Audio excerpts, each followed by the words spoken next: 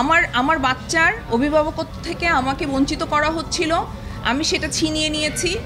আমার যখন রাজপথে আমাকে দরকার ছিল, আমার তখন মনে হয়েছে একজন মানুষ হিসেবে, একজন মানবিক মানুষ হিসেবে আমার তখন ওই বাচ্চাগুলোর পাশে দাঁড়ানো দরকার ছিল।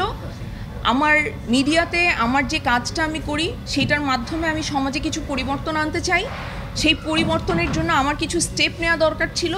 সব কিছুই আমি আসলে আমার উদ্দেশ্যকে লক্ষ্য করেই করছি। আজকে যখন একটা সিনেমা নিয়ে নিউজ হয়, যখন হেডলাইনে 3টা ছেলের পাশে বাঁধনের সিনেমা বলে আলাদা নাম আসে, তখন সেটা আমার জন্য কতটা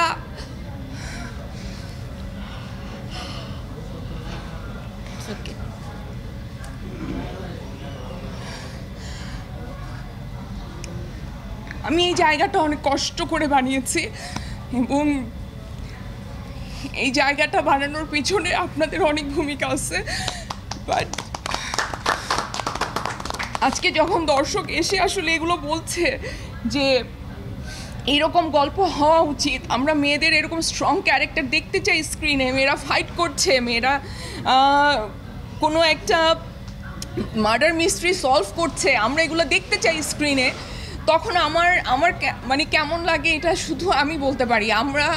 আমরা এইখানে যারা আছি তারা নিজের খরচে আমরা হলে হলে যাচ্ছি, আমরা মানুষের সাথে ইন্টারঅ্যাক্ট করছি শুধুমাত্র এই যে ভালো লাগাটা, এই যে শান্তিটা, এটা নেয়ার জন্য। আমরা সারা দিন বাইরে থাকি, মানে আমি প্রত্যেকটা হলে প্রত্যেক দিন যাই, কারণ আমার কাছে মনে হয় যে আমি হয়তো কোটি কোটি টাকা দিয়েও আমি এই আনন্দ, এই ভালোবাসা আমি পাবো না। সো আমি আপনাদের কাছে গ্রেটফুল, আমি আমার দর্শকের কাছে গ্রেটফুল, এবং যারা দেখেন নাই তারা প্লিজ এশা মার্ডার দেখেন। আমাদের ফিল্মটাকে আপনারা সাপোর্ট করেন। আপনাদের একটু সাপোর্টে আমাদের ইন্ডাস্ট্রি অনেক চেঞ্জ হয়ে যেতে পারে, এবং আমাদের ইন্ডাস্ট্রি চেঞ্জ হলে এটার একটা ইম্প্যাক্ট সোসাইটির উপর পড়বে।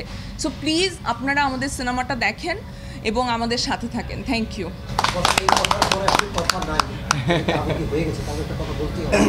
আপনি রিয়েল লাইফে রাজপথে যেরকম আমরা রিয়েল লাইফে দেখি, এখানে রিনা তাই কিন্তু একই রকম। আবার মেয়ের অভিভাবক, মেয়ের এটা নিয়ে আসলে আমি কি বলবো, আমি বিশ্বাস করি আমি যেরকম মানুষ, আমি সত্যের সাথে থাকতে চাই।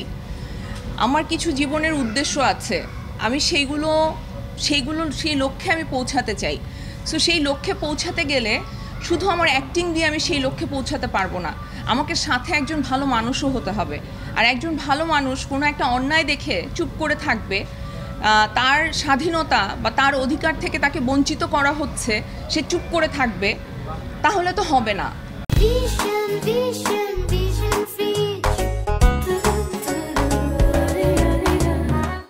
আমার বাচ্চার অভিভাবকত্ব থেকে আমাকে বঞ্চিত করা হচ্ছিল, আমি সেটা ছিনিয়ে নিয়েছি।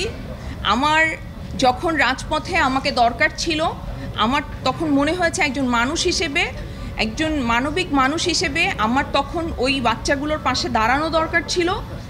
আমার মিডিয়াতে আমার যে কাজটা আমি করি সেটার মাধ্যমে আমি সমাজে কিছু পরিবর্তন আনতে চাই। সেই পরিবর্তনের জন্য আমার কিছু স্টেপ নেওয়া দরকার ছিল। সব কিছুই আমি আসলে আমার উদ্দেশ্যকে লক্ষ্য করেই করছি। এখন সব কিছু হয়তো মিলে যাচ্ছে, মনে হচ্ছে যে এইটার সাথে হয়তো এরকম, ও এই ক্যারেক্টারগুলো এরকম করছে, কিন্তু আমার জীবনের এইটা মোটো যে আমি আসলে আমৃত্যু একজন ভালো মানুষ হওয়ার চেষ্টা করে যাব, সত্যের সাথে থাকার চেষ্টা করব।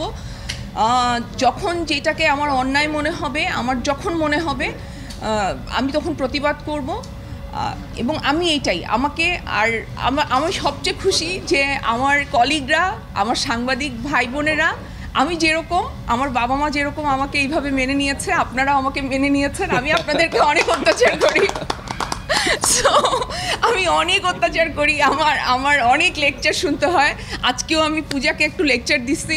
সো আমি অনেক লেকচার দিই, আমি অনেক এই সব কিছু নিয়ে অনেক কথা বলি। সো আপনারা আমাকে সহ্য করেছেন, আপনারা আমাকে সাপোর্ট করেছেন, আপনাদের জন্য আমি আজকে এখানে। এবং স্পেশালি আমি বিনোদন সাংবাদিকদের কথা বলতে চাই, আমার জীবনের অনেক কঠিন সময় আপনারা আমার পাশে ছিলেন। আমি হয়তো জীবনে অনেক কিছু অ্যাচিভ করেছি, আমি এখন হয়তো অনেক বড় বড় সাংবাদিকদেরকে চিনি, যাদের সাথে আমার কথা হয়, যোগাযোগ হয়, কিন্তু আমার কোনো বিনোদন সাংবাদিক ভাইরা বলতে পারবে না, বোনরা বলতে পারবে না যে আমাকে ফোন দিয়ে কখনো পায় নাই। বিকজ আমি আপনাদের কাছে কৃতজ্ঞ। আমার খারাপ সময় যারা আমার পাশে ছিল, আমি সেই কৃতজ্ঞতা বোধটা আমার মধ্যে আছে এবং থাকবে আজীবন। Thank you very much. Thank you.